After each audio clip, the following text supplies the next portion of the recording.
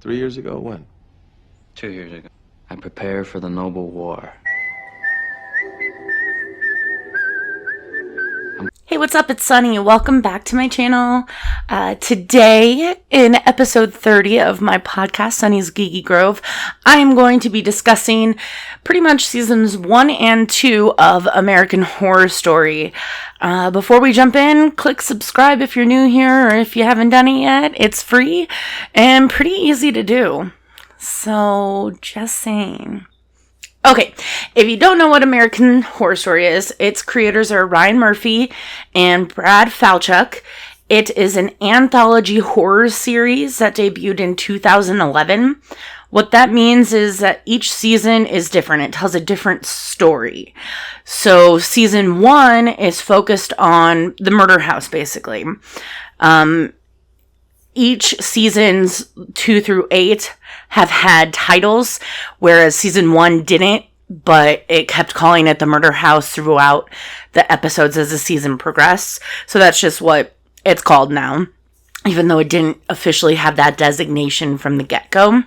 Season 1 stars Connie Britton, Dylan McDermott, Evan Peters, and Jessica Lange as our main characters.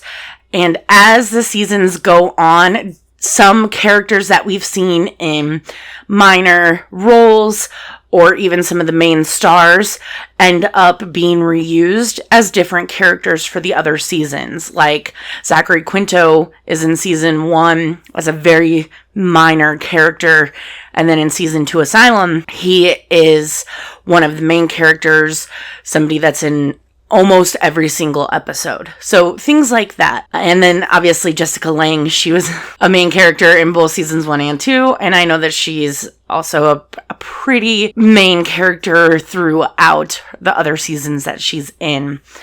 Now, if you don't know who Ryan Murphy is, let me give you just a little bit of a background on him so you can kind of understand where I'm coming from in this podcast episode. So, Ryan Murphy is the creator of another horror show called Scream Queens, which was touted as an anthology, but it follows the exact same characters and the repercussions from season 1 and season 2. It only lasted 2 seasons and it starred Emma Roberts and Jamie Lee Curtis. And he also did the Fox show Glee. Now, if you watched Glee, you know of the secondhand embarrassment that show caused. And if you haven't... What is going on? In there! In the bedroom! I thought I was gonna die! What? No! Don't go in there! You're gonna get killed! Oh my god! Is that a real life bear cub? Why is there a bear in here? Why is there a bear in here? I think I have a pretty good idea. Yeah. That show was wild. That is just a normal thing that happened in that show. That type of comedy and scene happened. The other problem that Glee had was not just the cringy storytelling and random scenes, but it also suffered from convoluted plots, dropped storylines, erratic characterizations, and repeated plots that made the show extremely messy. That is just a little bit of background on Ryan Murphy and the types of shows that he runs. American Horror Story, even in season 1, seemed to suffer from some of these issues. There are some instances in which the characters appear to act out of their original characterization. There were also plot inconsistencies.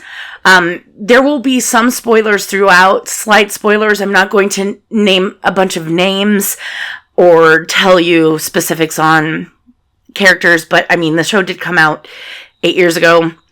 Obviously, it's my first time watching it, so I'm not, like, judging you if you haven't seen it or whatever.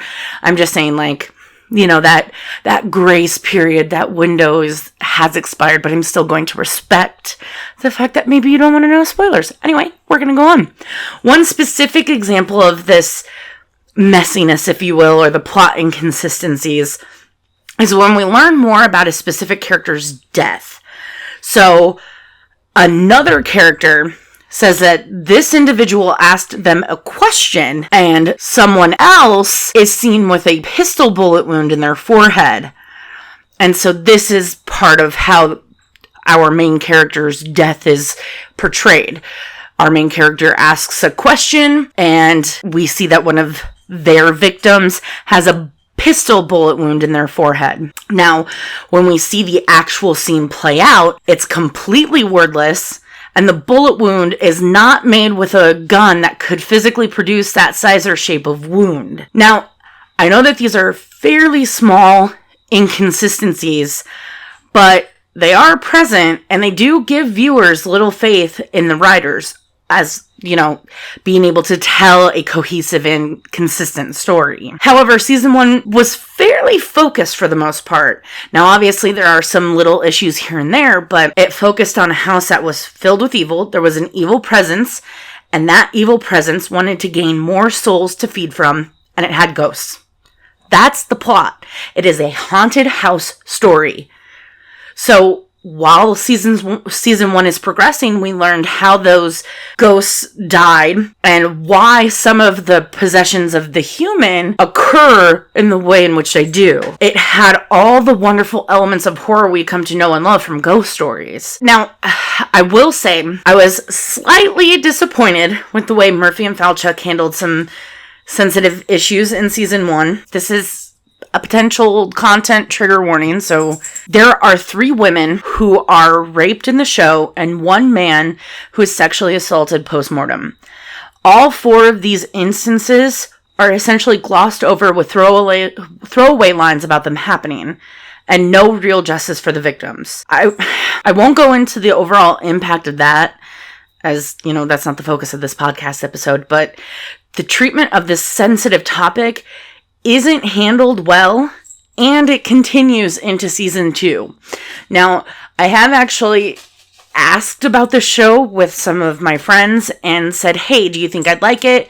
Yeah, Sunny, I think it'd be right up your alley. Great horror themes and, lots of great horror elements. Oh, cool. Well, I did watch the pilot and there was, an individual who had that assault. Is that a prominent theme throughout?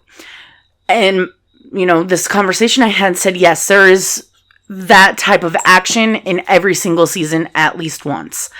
So that put me off of it for the longest time. I think I asked that during season 3 because, Coven, I am all about that. But I am not all about sensitive topics that aren't handled very well. And like I said, it did continue in season 2. It was done to one of our main characters from another main character, and it is played off as the victim's fault. Obviously, our aggressor, our predator is going to say that, but our survivor, our victim of that doesn't even seem to bring it up again afterwards. It's almost as if they forgot that happened until the next episode when the aggressor brings it up again. It's very confusing. Speaking of season 2, this is where shit really hits the fan. Now, if you haven't seen it, if you haven't seen any episode of American Horror Story and thought, hey, maybe this is just fun horror times, you would be heckin' wrong. So wrong. Whew. So, season 2 opens with some great acting by Maroon 5's lead singer, Adam Levine. And then we learn more about the overall plot of season 2. And season 2 is aptly named Asylum. So, this premise is one that is particularly unnerving in horror and psychological thrillers because the asylum plot device is the hardest to get out of. The more one claims to not be crazy, the crazier they sound. It's always that vicious cycle, and proving one's sanity is extremely difficult in horror. I was super excited to dive into this season. So, I'm amped, I'm hyped, I'm living for it. I'm like, yes, this is so scary because this is something that, is a big fear of a lot of people. So, not only do we have this religious asylum plotline, but we have another. Aliens. Fucking aliens. Now, I first assumed that this was just a psychotic break in the character and hoped that that's how it would be played out. So, it happens in the first episode of season 2. I'm like, you know what? Maybe, just maybe it's, a little bit of just a psychotic break, a delusion, something like that. So I pushed on. And then we learn about the next horror trope that they're using in the show, the serial killer. Now, this one is actually linked to the guy that was, quote, abducted by aliens, and he's blamed for these murders. But he blames it on the aliens. So I'm thinking, okay, maybe this is still a delusion. I'm still on board. Then we have a fucking demon possession. Now, again, I was hoping this was just psychosis. Nope. Fucking nah. Murphy said, throw some demons into this shit, and the writers fucking did it. I could not believe what was going on. 4 episodes in, we have aliens, an asylum that's awful, serial killer, and demons. You'd think that's it, right? Like, that's enough. No, fuck it. Add some Nazis. They literally added a Nazi subplot and had a character that believed she was Anne Frank wholeheartedly. She believed this. She knew things that someone from the camps would know. She had information that would be odd for someone not to have suffered through this to know. And yet, at the end of the 2-parter, she gets a lobotomy, which doesn't make her catatonic. It actually fixes her. Oh, and the Nazi did this. And it seems like she was actually delusional, but she was right at the same time, because we find out that the Nazi that works at the asylum is also a man with a presumed micropenis. That's just my assumption. And he takes his aggression out on prostitutes and oh yeah, and this Nazi doctor, he also does experiments on the patients at the asylum and is creating zombie meat-eating, tuberculosis-ridden human creatures. What? Are you kidding me? This show is a mess. I mean, if you aren't confused right now, I don't even know how. This is such a mess. They have so much. Nazis, religious asylum that's evil and horrible, fucking demon possessions, serial killer, aliens, fucking tuberculosis demon creatures. What is going on? But I can't stop watching. I'm dumbfounded at how terrible the show is, and yet I need to learn how it ends?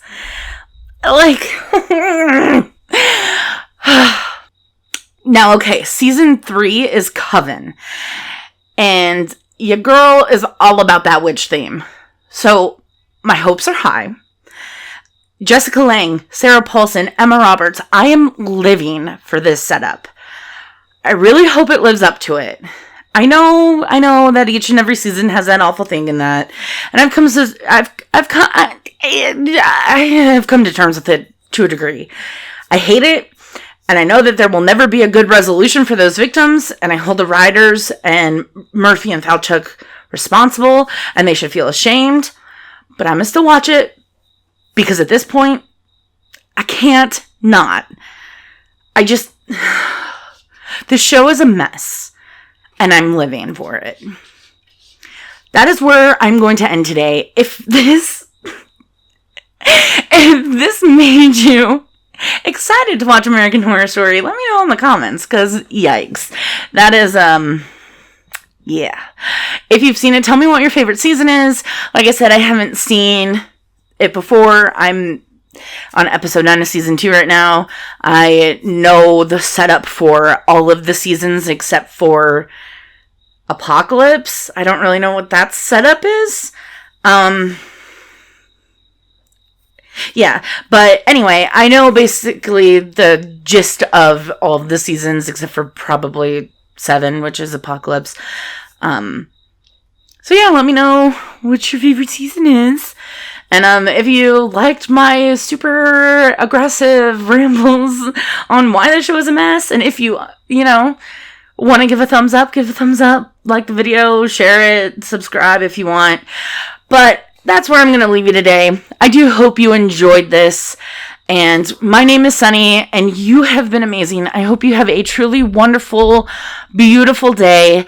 And thank you so much for listening to me. Take care. Bye.